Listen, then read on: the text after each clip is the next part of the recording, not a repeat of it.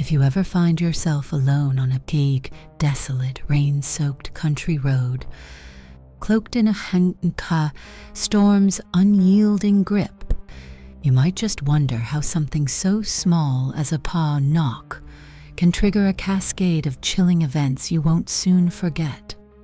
This story unfolds within a van barely clinging to sanity at the roadside, enveloped by an ancient tempest that breached the skies and flooded half the land, leaving a world washed out and sinister where every drop of water against glass sounds like a portent of dread and every shadow whispers unspeakable secrets.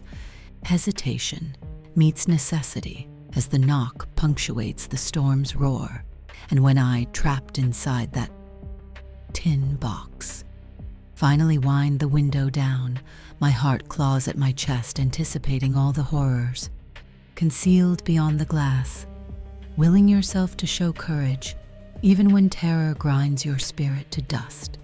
Beneath thunder and rain, the figure of an old man emerges, like some creature from the void, his face a mask of impatience and warning. "You can't stay," his hoarse voice slices through the deluge. "This lane will be underwater by midnight."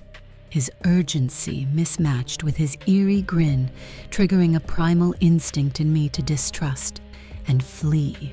Yet there's no escape, no refuge.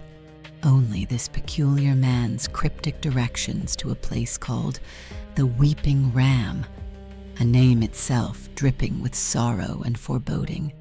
It's at this moment that the weight of our predicament fully crashes down on us. Exhausting hours spent fleeing the floods have led us here to this unspeakable crossroads. But before we venture deeper into the night, I ask you to take one small action to anchor yourself in what's to come. Click subscribe and ring the notification bell. Support us because together we brave the unknown and dig through the shadows of stories like this. You won't want to miss what lurks beneath these words back to our night. The Weeping Ram materializes through the rain as a crooked silhouette against the dark sweep of valley hills that seem to close in around us, its thatch roof hanging heavy with soaked history, its facade a canvas of peeling white plaster and weathered stone, so genuine in its aged rustic charm, yet beneath it breathes a silence so thick it suffocates all familiar warmth inside the pub. There is no laughter, no clinking glasses, only the flicker of candles casting thin shadows and the heavy, choking air of abandonment. The floor, cold beneath our feet, betrays decades of neglect. Horseshoe-shaped bars, crafted for company, now serving only dust and silence.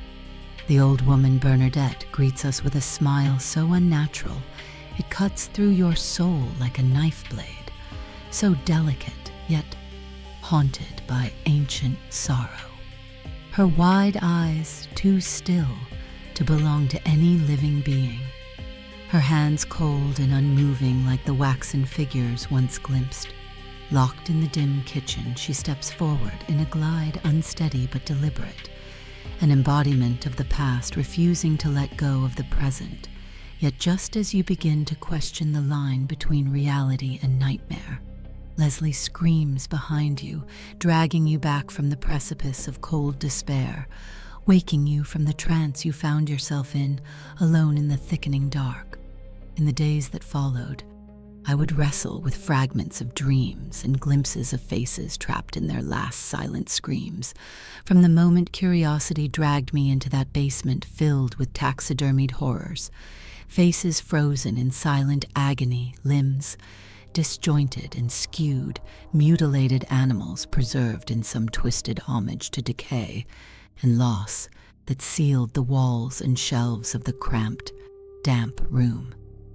It was here my every sane thought would fracture as I glimpsed movement where none should have been a Dalmatian, unlike any dog known to warmth, and life standing at the threshold of shadows, with eyes that pierce and mouth agape, with a sinister semblance of a grimace. Not a bark, not a whimpered pant, but a cold gaze that led me down spiraling stairs beneath the floorboards to a place best left forgotten, a flooded cellar dark and reeking of rot, where the old woman played a macabre game, loving and loathing all at once, holding secrets in the heavy wooden lid of the sealed well, a tomb of the damned, whispering a promise of restoration by her brother's strange handiwork. The way she snarled with a voice layered in dust and sawdust made of nightmares. It was no comfort, nothing but a curse masked in honeyed lies as she hoisted me towards the abyss. I fought choking panic, driving her away with desperate strikes, until Leslie burst into that dark sanctuary wielding fury and whatever weapon she could snatch in search of salvation. The struggle was raw and harrowing, and though the old woman vanished to some abyssal silence, the evil that clung to her laughter lingered thick in the damp, cold air.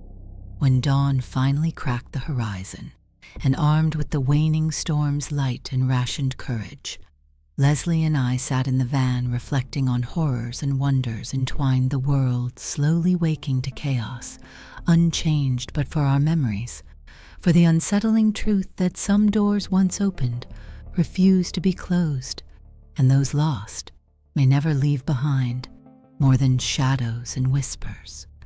I still hear the echo of Bernadette's grin in the silence, feel the cold brush of a spectral breath on my neck, and see the glassy, dead eyes of friends forever caught between waking and sleep.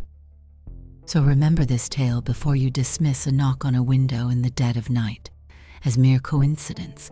It might just be a call from the darkness that only the brave or the cursed truly comprehend. And as the rain continues to fall, what lurks beneath might just tap again, willing you to listen to secrets better left unheard.